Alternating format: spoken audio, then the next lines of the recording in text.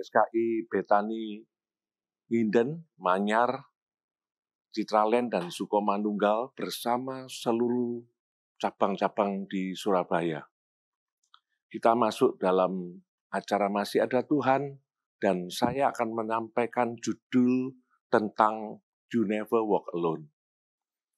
Kata-kata You Never Walk Alone bagi kelompok tertentu, terutama penggemar sepak bola, pasti kata-kata ini cukup familiar, karena ini dihubungkan dengan sebuah lagu yang membuat sebuah spirit yang luar biasa, bahwa kesebelasan yang kita pastikan menggunakan tema You Never Walk Alone ini, itu adalah kesebelasan yang juga legendaris, yang dalam prestasinya pernah terjadi pada tahun 2005.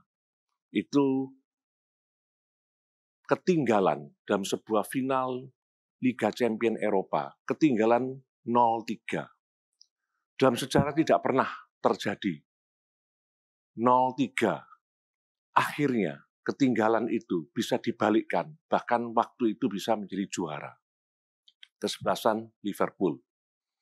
Kesebelasan ini pada waktu mendengarkan seruan dari para supporter yang sebetulnya juga waktu itu tidak sangat banyak, tetapi seruannya itu membuat sebuah spirit yang luar biasa untuk mereka bangkit dari ketertinggalan itu, untuk kemudian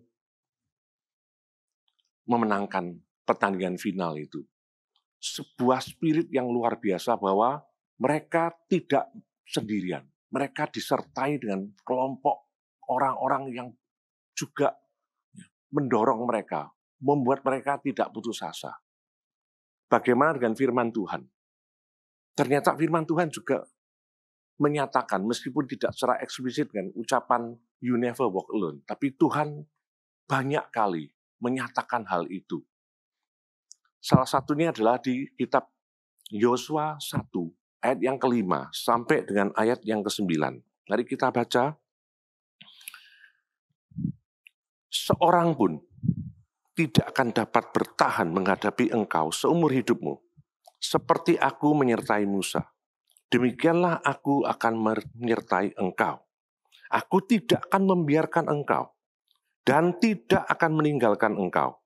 Kuatkan dan teguhkanlah hatimu, sebab engkaulah yang akan memimpin bangsa ini, memiliki negeri yang kujanjikan, dengan bersumpah kepada nenek moyang mereka, untuk diberikan kepada mereka.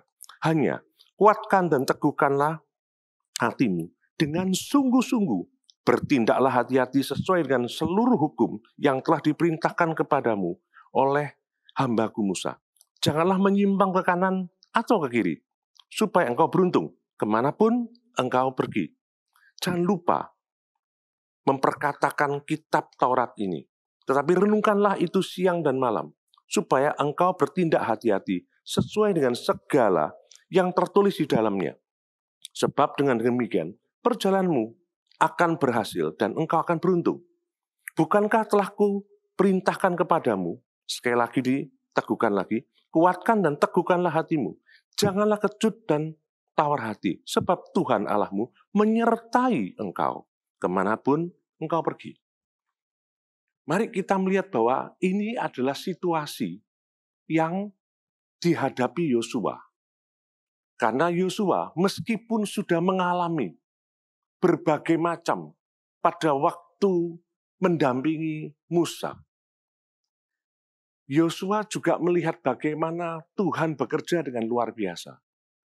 Tapi pada waktu Yosua kemudian harus meneruskan apa yang sudah dilakukan oleh Musa untuk memimpin sebuah bangsa masuk ke tanah yang dijanjikan. Tanah yang Tuhan janjikan. Maka Yosua juga mengalami berbagai macam hal yang menyebabkan Yosua juga seperti pada waktu saat-saat sekarang. Banyak orang juga mengalami kebingungan, bahkan ketakutan, kekhawatiran tentang bagaimana dengan masa depan.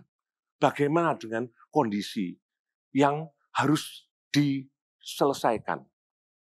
Kita sama-sama membayangkan Yosua pun pada waktu itu juga sempat pasti akan mengalami kebingungan, keguncangan, ketakutan. Tapi firman Tuhan datang kepada Yosua secara pribadi. Meskipun sebelumnya di kitab Ulangan 31, itu juga sebelum Musa itu menyerahkan, Musa sudah mengingatkan bahwa engkau disertai Tuhan. Dan engkau tidak perlu takut, karena Tuhan tidak pernah meninggalkan. Firman Tuhan pada hari ini datang kepada kita semua. Dalam proses yang kita hadapi ini, marilah kita menyikapinya dengan benar. Bahwa kita tidak takut, kita tidak tawar hati, kita tidak khawatir. Mengapa? Karena ada Tuhan yang menyertai. Meskipun Tuhan tidak kelihatan, tapi pastikan kalau kita itu memiliki sikap yang benar, bahwa kita tidak takut. Kita harus tetap meneguhkan dan menguatkan hati kita. Dalam segala hal, percayalah, waktu kita berfokus pada Tuhan, waktu kita tidak menyimpang ke kiri dan ke kanan, seperti yang terjadi pada Yosua bersama seluruh bangsa yang luar biasa ini. Kita adalah umat pilihan Tuhan. Kita adalah orang-orang yang mendapatkan kepastian bahwa Tuhan itu Tuhan yang menggenapi janjinya. Tuhan itu adalah di dalam nama Tuhan Yesus ada kepastian. Karena itu, marilah kita terus maju di dalam kehidupan ini. Kerjakan yang harus kita kerjakan. Betapa sulitnya, seperti juga pada waktu Yosua masuk ke tanah perjanjian, itu tidak diberikan. Dia harus juga berjuang, dia harus berperang. Bahkan tercatat dalam firman Tuhan, waktu harus ada proses yang melihat tanah perjanjian itu benar enggak. Sekian banyak orang yang dikirim, hanya 2 orang yang kemudian waktu itu memastikan bahwa kita akan masuk. Mari pada hari-hari ini kita harus pastikan kita punya masa depan bersama dengan Tuhan. Tuhan ada di masa depan kita. Tuhan adalah Tuhan yang berjanji dan pasti mengenapi. Tetap kuatkan hati, nggak usah takut. Sebagaimana apa yang dialami di dunia saja pada waktu kesebelasan yang luar biasa ini, melakukan yang disebut dengan the greatest comeback of all times. Ya, kemampuan dalam sebuah final yang sudah ketinggalan 3-0 bisa dibalikkan. Itu cuma apa yang mendapatkan kekuatan dari manusia. Tetapi kalau kita melihat, kita punya Tuhan yang berjanji dan tidak pernah gagal. Kita punya Tuhan yang tidak pernah gagal. Mari kita tangkap ini, ada 3 kebenaran. Yang pertama adalah sikapi dengan jangan takut, sikapi dengan terus kuatkan dan teguhkan hati. Dan percayalah, ada Tuhan yang menyertai, ada Tuhan yang terus menguatkan kita. Tetap berpegang teguh. Dan yang ketiga, pastikan Tuhan kita, Tuhan yang pasti menepati janjinya. Tuhan yang pasti menggenapi bahwa kehidupan kita ada di tangan Tuhan yang luar biasa.